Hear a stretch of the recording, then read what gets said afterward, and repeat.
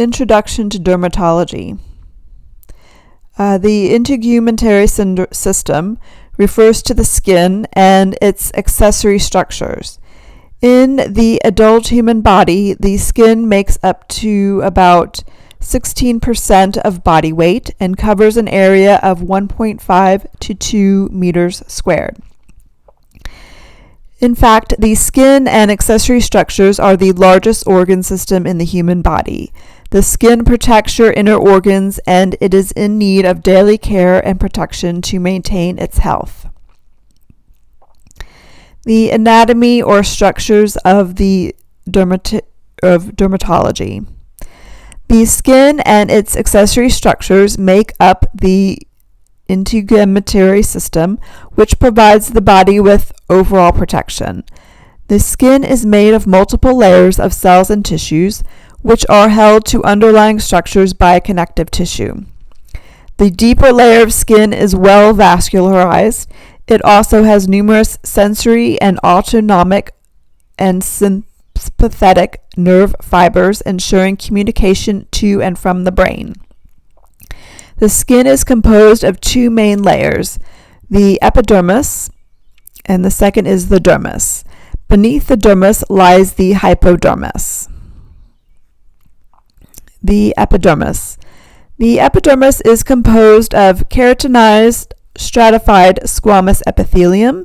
It is made of 4 or 5 layers of epithelial cells, depending on its location in the body. It is avascular. Thin skin has 4 layers of cells from deep to superficial.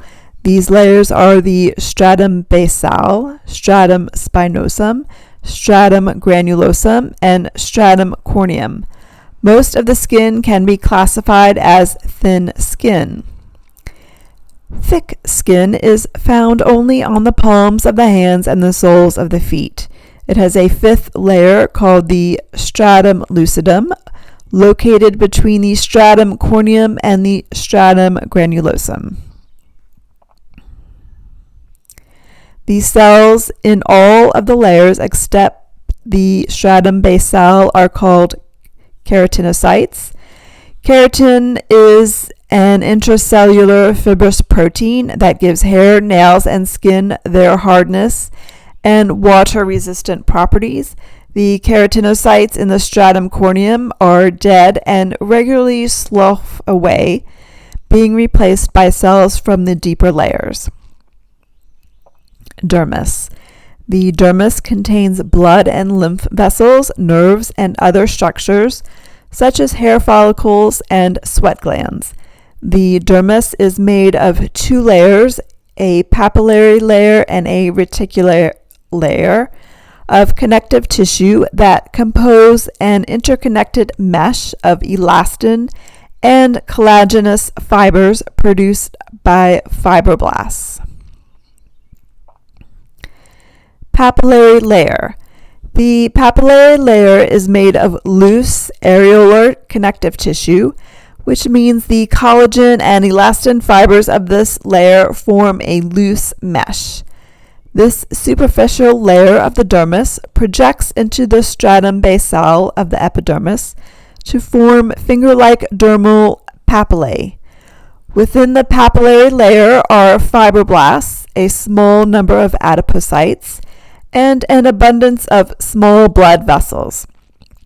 In addition, the papillary layer contains phagocytes that help fight bacteria or other infections that have breached the skin. This layer also contains lymphatic capillaries, nerve fibers, and Meissner corpuscles. The reticular layer. Underlying the papillary layer is the much thicker reticular layer composed of dense, irregular connective tissue. This layer is well vascularized and has a rich sensory and sympathetic nerve supply. The reticular layer appears reticulated due to a tight meshwork of fibers. Elastin fibers provide some elasticity to the skin, enabling movement. Collagen fibers provide structure and tensile strength, with the strands of collagen extending into both the papillary layer and the hypodermis. In addition, collagen binds water to keep the skin hydrated. Collagen injections and retin-A creams help restore skin turgor by either introducing collagen externally or stimulating blood flow and repair of the dermis, respectively. Hypodermis. The hypodermis serves to connect the skin to the underlying fascia of the bones and muscles.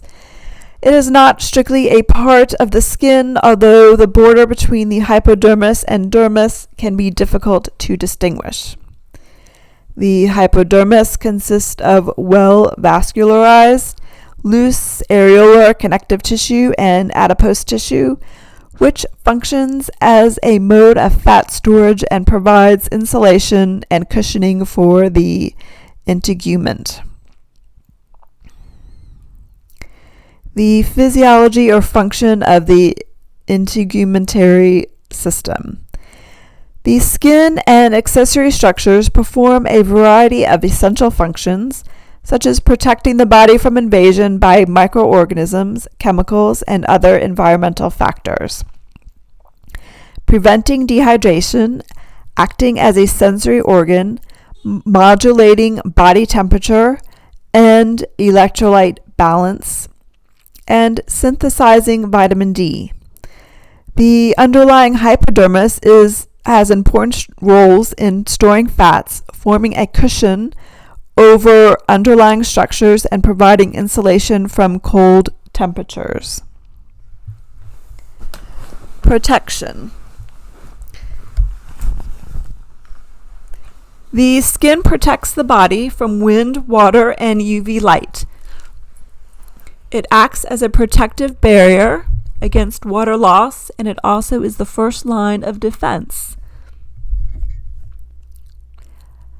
First line of defense against abrasive activity, such as grit, microbes, or harmful chemicals. Sweat excreted from sweat glands deters microbes from overcolonizing the skin surface by generating dermicidin, which has antibiotic properties.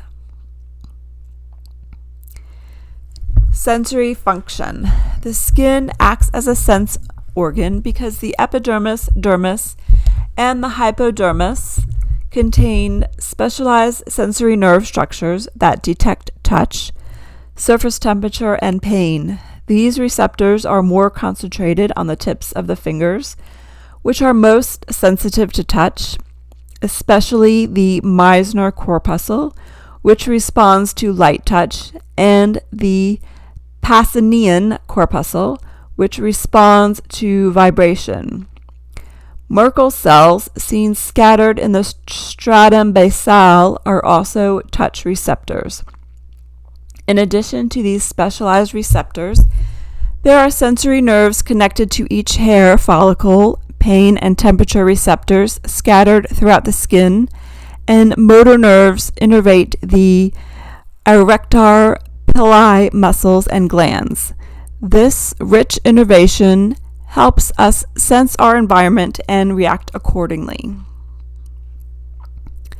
Thermoregulation. The skin system helps regulate body temperature through its tight association with the sympathetic nervous system. The sympathetic nervous system is continuously monitoring body temperature and initiating appropriate motor responses. Whether the body becomes warm sweat glands, accessory structures to the skin secrete water, salt, and other substances to cool the body. Even when the body does not appear to be noticeably sweating, approximately 500 mils of sweat are secreted a day. If the body becomes excessively warm due to high temperatures, vigorous activity, or a combination of the two, sweat glands will be stimulated by the sympathetic nervous system to produce large amounts of sweat. When the sweat evaporates from the skin surface, the body is cooled as the body heat is dissipated. In addition to sweating, arterioles in the dermis dilate so that excess heat carried by the body can dissipate through the skin and into the surrounding environment. This accounts for the skin redness that many people experience when exercising.